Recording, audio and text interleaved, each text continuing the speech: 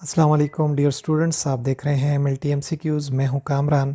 आज के MCQs का टॉपिक है थ्रोम्बोपोएसिस और इसमें आज हम 10 बेहतरीन MCQs पर बात करेंगे। वक्त ज़ाया नहीं करते, शुरू करते हैं MCQs को। जो पहला MCQ है उसमें पूछा जा रहा है कि जो प्लेटलेट्स है तो ये बनता है साइटोप्लाज्म से एक बड़े सेल के बोन मैरो में। इस सेल को क्या कहा जाता है? तो जो ऑप्शंस हैं वो है megakaryocyte, lymphocyte, red blood cell या फिर बोन मैरो। तो जो सही जवाब है वो है ऑप्शन नंबर 1। इस सेल को मेगाकैरियोसाइट कहा जाता है बोन मैरो में, जिससे प्लेटलेट्स बनते हैं। जो दूसरा MCQ है उसमें पूछा जा रहा है कि प्लेटलेट्स जो होते हैं तो ये मुख्तलिफ स्टेजेस से गुज़रते हैं ताकि ये बड़े हों और ये मुख्तलिफ शक्लों में तब्दील हों, इनकी डेवलपमेंट हो। तो ये सारा प्रोसेस कहाँ पर होता है? तो जो ऑप्शंस हैं वो है जिगर में, स्प्लीन में, पेनक्रियाज में या फिर बोन मैरो में। तो जो सही जवाब है वो है ऑप्शन नंबर 4। ये सारा प्रोसेस जो प्लेटलेट्स की डेवलपमेंट का होता है ये बोन मैरो में होता है। जो तीसरा MCQ है उसमें पूछा जा रहा है कि जो प्लेटलेट्स का साइज़ होता है तो वो कितने से लेकर कितने माइक्रोमीटर तक होता है? तो जो ऑप्शंस हैं वो है 10 से 12 माइक्रोमीटर, 1 से 2 माइक्रोमीटर, 6 से 12 माइक्रोमीटर या फिर 12 से 14 माइक्रोमीटर। तो जो सही जवाब है वो है ऑप्शन नंबर 1 से 2 माइक्रोमीटर तक इसका नॉर्मल साइज़ होता है। जो चौथा MCQ है उसमें पूछा जा रहा है कि यहाँ पर ब्लैंक में प्लेटलेट की एक स्टेज बताई गई है जिसमें जो साइटोप्लाज्म होता है वो तकसीम हो जाता है कई सारे स्ट्रक्चर्स में, ठीक है, जो कि प्लेटलेट्स बनने में फिर मददगार साबित होते हैं। ठीक है, तो यहाँ पर जो ऑप्शंस दिए गए हैं वो है मोनोसाइट्स, बेजोफिल्स, मेगाकैरियोसाइट या फिर माइटोकॉन्ड्रिया। तो जो सही जवाब है वो है ऑप्शन नंबर 3। मेगाकैरियोसाइट का जो साइटोप्लाज्म होता है ये तकसीम होता है कई स्ट्रक्चर्स में और फिर इससे प्लेटलेट्स जो हैं वो बनते हैं। तो ऑप्शन नंबर 3 मेगाकैरियोसाइट दुरुस्त है। जो पांचवा MCQ है उसमें पूछा जा रहा है कि जो डायमीटर है, कुतर जो होता है, ठीक है, मेगाकैरियोसाइट का, तो वो कितने से लेकर कितने माइक्रोमीटर तक होता है? मेगाकैरियोसाइट काफ़ी बड़ा होता है। तो जो ऑप्शंस हैं वो है 120 से 130 माइक्रोमीटर तक, 30 से 90 माइक्रोमीटर तक, 40 से 50 माइक्रोमीटर तक या फिर 19 से 25 माइक्रोमीटर तक।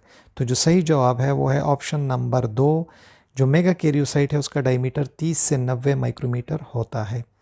जो चौथा MCQ है उसमें पूछा जा रहा है कि जो मेगाकैरियोसाइट है तो इसके अंदर फाइन ब्लैंक ग्रेन्यूल्स होते हैं। तो इस ब्लैंक में कौन से ग्रेन्यूल्स होते हैं?